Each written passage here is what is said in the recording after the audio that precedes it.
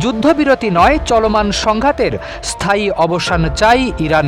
দেশটির পররাষ্ট্রমন্ত্রী Abbas Araghchi বলেছেন, কয়েক মাস পরপর আবার সংঘাত শুরু হওয়ার মতো কোনো যুদ্ধবিরতি চায় না তেহরান, বরং যুদ্ধের এমন সমাপ্তি চায় যাতে একই সংঘাত আবার নতুন করে ফিরে না আসে। মঙ্গলবার ইরানের রাষ্ট্রীয় টেলিভিশনকে দেওয়া এক সাক্ষাৎকারে এসব কথা বলেন আরাঘচি। একই সঙ্গে প্রেসিডেন্ট মাসুদ পেজেশকিয়ানের অধীনে ইরানের পররাষ্ট্র নীতিতে প্রতিবেশী দেশগুলোকে সর্বোচ্চ অগ্রাধিকার দেওয়া হয়েছে বলেও জানান তিনি। আঞ্চলিক উত্তেজনা কমানো এবং প্রতিবেশীদের সঙ্গে সম্পর্ক আরও জোরদার করতে তেহরান কাজ করছে বলেও জানান ইরানের এই শীর্ষ কূটনীতিক।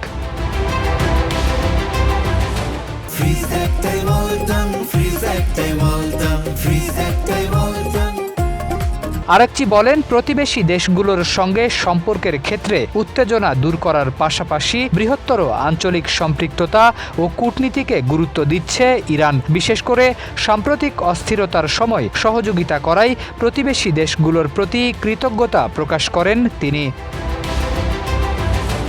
ইরানের পররাষ্ট্রমন্ত্রীর দাবি, সংকটের সময় কয়েকটি প্রতিবেশী দেশ তেহরানকে পণ্য ও ঔষধ সরবরাহ করেছে। এমনকি আটকে পড়া ইরানিদের দেশে ফিরতে নিজেদের ভূখণ্ড ব্যবহারের সুযোগ দেওয়া হয়েছে। পাশাপাশি ইরানি বিমানকে তাদের আকাশসীমা ব্যবহারের অনুমতিও দিয়েছে কয়েকটি দেশ।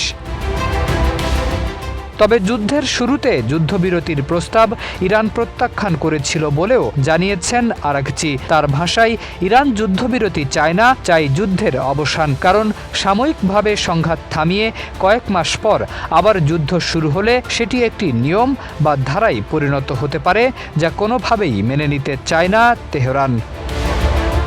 শরীফ উদ্দিন, ইত্তেফাক নিউজ।